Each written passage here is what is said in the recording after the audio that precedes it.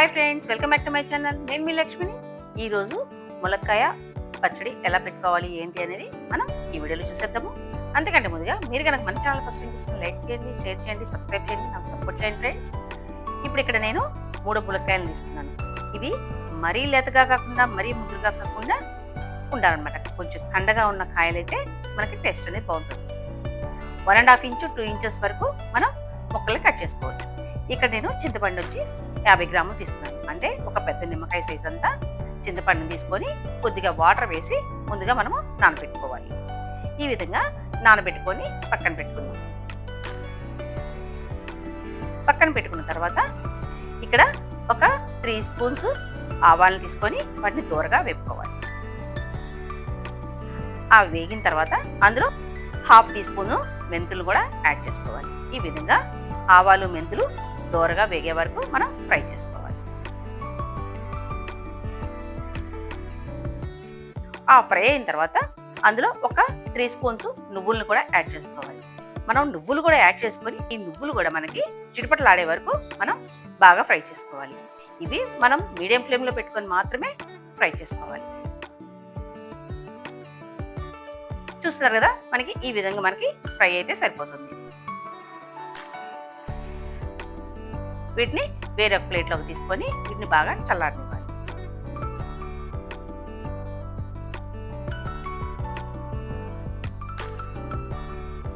ఇప్పుడు మనం ఈ చింతపండు ఉంది కదా, ఈ చింతపండుని మనం బాగా పిసికి ఎక్కువ వాటర్ యాడ్ చేయకుండా మనం ఈ చింతపండు గుజ్జును అనేది తీసుకోవాలి. ఈ విధంగా బాగా చింతపండు మొత్తము బాగా తీసుకొని ఒక స్ట్రైనర్ తోటి మనం చింతపండు గుజ్జుని తీసుకోవాలి. మళ్ళా వాటర్ అనేది ఇందులో యాడ్ చేయకుండా ఈ ఉన్నదాన్ని మాత్రమే ఈ విధంగా మనం చింతపండు గుజ్జు అనేది తీసుకోవాలి.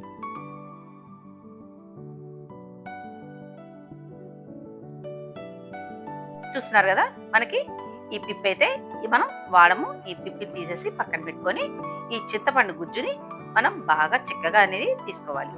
ఎందుకంటే మనం పల్చగా తీసుకున్నాము అని అంటే మనకు ఉడకడానికి చాలా టైం పడుతుంది. అందుకని చెప్పనేసి మనం కొద్దిగా వాటర్తోనే ఈ విధంగా చింతపండు గుజ్జుని తీసుకోవాలి. స్టవ్ మీద పెట్టేసుకొని అందులో 1 స్పూను ఆయిల్ వేసుకోవాలి. ఆయిల్ యాడ్ చేసుకొని మనం ఈ చింతపండు గుజ్జు అనేది కొద్దిగా చిక్కపడే వరకు మనం బాగా ఉడకనివ్వాలి.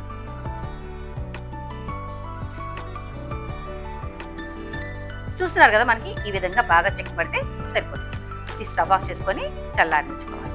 మనము ఆల్రెడీ ఫ్రై చేసి పెట్టిన ఆవాలు మెంతులు నువ్వులు ఉన్నాయి కదా, వీటిని మనం మిక్సీ జార్లోకి యాడ్ చేసుకొని మనం మెత్తగా గ్రైండ్ చేసుకోవాలి. చూస్తున్నారు కదా, ఈ విధంగా మెత్తగా గ్రైండ్ చేసుకున్న దాన్ని మనం పక్కన పెట్టుకోవాలి. ఈ విధంగా పక్కన పెట్టుకున్న తర్వాత స్టవ్ మీద కడాయి పెట్టుకొని అందులో ఇక్కడ నేను వచ్చి 1 కప్పు అంటే ఇది వచ్చి నాకు 150 గ్రామ్స్ ఆయిల్ని యాడ్ చేసుకున్నాను. అది కూడా వేరుశనగ నూనెని యాడ్ చేసుకున్నాను. మనం ఆల్రెడీ కట్ చేసి పెట్టుకున్న ములక్కాడల్ని అందులో యాడ్ చేసుకోవాలి. మనకి నూనె కాగిన తర్వాత మనం ఈ ములక్కాడలు అనేది ఫ్రై చేసుకోవాలి. అంటే మనకి ములక్కాడలో ఉన్న నీరు మొత్తం పోయే వరకు మనం పచ్చి వాసన పోతుంది కదా, ఆ పోయే వరకు మనము ఈ ములక్కాడల్ని బాగా ఫ్రై చేసుకోవాలి.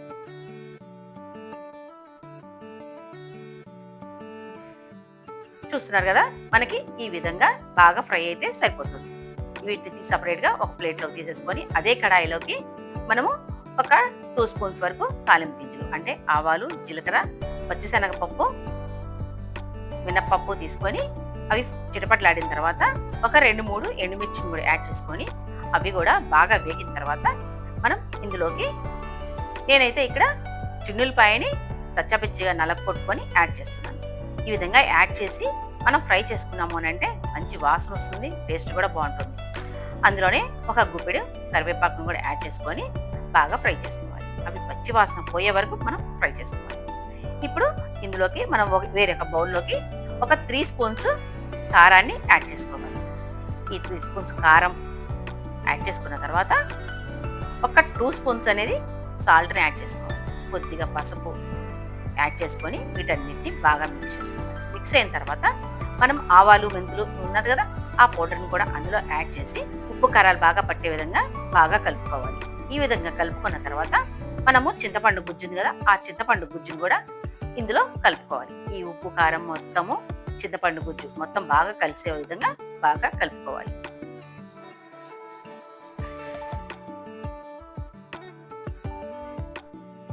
ఈ విధంగా మనం బాగా కలుపుకున్న తర్వాత మనం ఫ్రై చేసి పెట్టుకున్న ములక్కాడలు ఉన్నాయి కదా, ఈ ములక్కాయలను కూడా అందులో యాడ్ చేసుకొని ఈ ఉప్పు కారం మొత్తము మనకి ములక్కాయలకు పట్టే విధంగా బాగా కలుపుకోవాలి. ఈ విధంగా కలుపుకున్న తర్వాత మనము తాలింపు వేసుకున్న నూనె ఉన్నది కదా, ఆ తాలింపు మొత్తం చల్లారిన తర్వాత మనము ఈ పచ్చళ్ళలోకి కలుపుకోవాలి. ఈ పచ్చళ్ళలో కలుపుకున్న తర్వాత ఇది మొత్తము బాగా మిక్స్ చేసుకోవాలి. ఈ విధంగా బాగా మిక్స్ చేసుకొని ములక్కాడలకి ఆయిల్ అంతా పట్టే విధంగా ఒకసారి బాగా కలుపుకున్న తర్వాత మనం దీనికి ఒకసారి సాల్ట్ అంటే ఉప్పు సరిపోయిందా లేదా అన్నది ఒక్కసారి టేస్ట్ చూసుకొని మనం ఒకవేళ సాల్ట్ సరిపోకపోతే ఇక్కడ కొద్దిగా మనం యాడ్ చేసుకోవచ్చు. నాకైతే సరిపోయింది, నేను ఇక్కడ ఏమి యాడ్ చేయట్లేదు. ఈ విధంగా మనం మూత పెట్టుకొని మనం తెల్లారి ఒకసారి చూద్దాం. ఇప్పుడు చూద్దాము. చూసారా, మనకి ఆయిల్ మొత్తం కూడా బాగా పైకి తేలింది. చూస్తున్నారు కదా, ములక్కాడికి మసాలా అంటే ఉప్పు కారం చింతపండు గుజ్జు మొత్తము బాగా పట్టేసింది. మనకి ఇది ఎప్పుడు కావాలి అంటే అప్పుడు మనం చాలా సింపుల్గా మనం చాలా ఈజీగా పెట్టేసుకోవచ్చు. మనం దీన్ని గనక ఒక గాజు బౌల్లో పెట్టేసుకొని పెట్టుకున్నాము అంటే మనకి చక్కగా పాడవకుండా చాలా ఫ్రెష్గా చాలా బాగుంటుంది అనమాట. ఈ ములక్కాడ పచ్చడి చాలా సింపుల్గా చాలా టేస్టీగా మనం ఈ ములక్కాడ పచ్చడి అనేది పెట్టుకోవచ్చు. మనకి ఎప్పుడు కావాలి అంటే అప్పుడు మన దగ్గర ములక్కాడలు ఉండాలే కానీ మనం చాలా సింపుల్గా పెట్టేసుకోవచ్చు ఈ ములక్కాడ పచ్చడి. ఎలా ఉంది ఫ్రెండ్స్? ఈ వీడియో నచ్చినట్టు లైక్ చేయండి, షేర్ చేయండి, సబ్స్క్రైబ్ చేయండి, నాకు సపోర్ట్ చేయండి ఫ్రెండ్స్. ఇంకా నేను మంచి మంచి వీడియోస్ ఇస్తాను. Thank you friends.